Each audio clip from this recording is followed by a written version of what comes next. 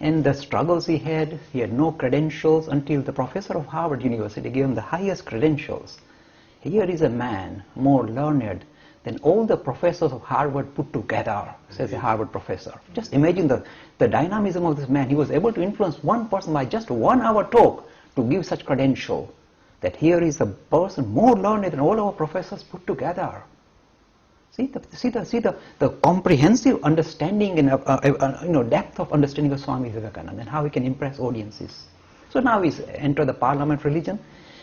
So here he is now, and you see what happens is, as I said in the last talk, he gave his first address, he stood up, and he uttered those 5 magic words at the Parliament. First in the morning, he was nervous to get on the stage. He kept avoiding, because he said all these other representatives of 10 religions have come with such lovely, well-written speeches, such ornamental speeches. I have prepared nothing. I'm an idiot. He was kicking himself. I'm an idiot. I have not prepared anything.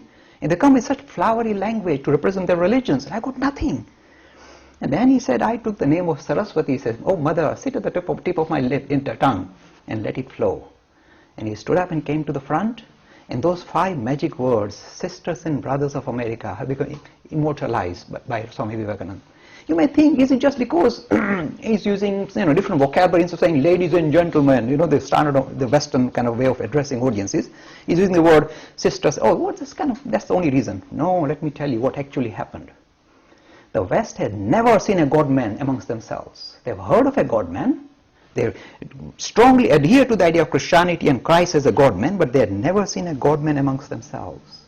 Here for the first time, right in the heart of he came in the middle of them and uttered these words, and the words carry the power. You see, whenever a person is talking about spirituality from experience, the words carry tremendous power. You know what is recorded? Few thousand people. Look, here is an unknown monk standing on the stage for the first time, just saying simple 5 words, and there is no loudspeaker, by the way, at that time. Electricity had just been discovered. So he just has to shout to 5,000 people or 3,000 people in the audience, and these words carried tremendous dynamism. It made everybody stand up and start applauding. And I checked it up. It's recorded. They applauded for 2 minutes. Now this is not minor. Test it out.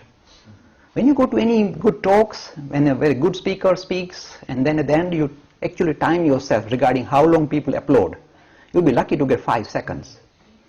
2 minutes, it means getting out of hand. They're gone mad.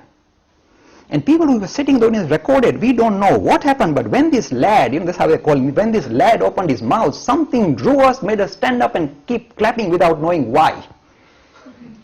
And the Hindus have tried to analyze, and this is because sister and brother is nothing of the sort. They have no idea. The reason is this: what was hiding in this man, in this spiritual personality, was bursting forth. The spirit that was hiding behind this material frame was bursting forth and expressing itself, showing itself. I am the God-man, and I'm standing in front of you. I'm here for humanity, not for just Hindus. Humanity. I relate to all of you. And that thing reached out and grabbed them and made them stand up. And made him very famous. And the message in the first speech, and again you see this is ironic. This speech was given on 9/11.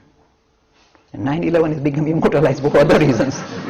So this speech was given on 9/11, 108 years ago, before this 9/11, exactly 108 years ago.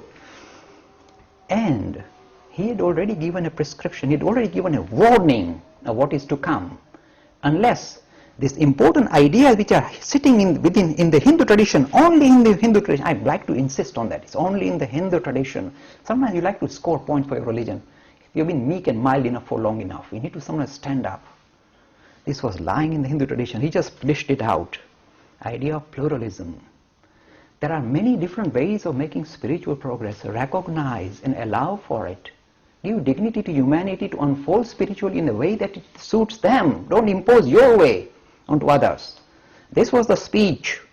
And the thing is, immediately the audience, you see, the thing is this, because it was coming from the heart, it was backed by spiritual experience. He was talking about spirituality from experience. That had tremendous power it carried, and immediately hit the target. And that particular speech, of course, became very famous. And by the way, there is one on the internet, you might find somebody saying, we have discovered the speech of Swami Vivekananda in the parliament. That is not true. I'm telling you, there were no recordings done at the parliament, guaranteed.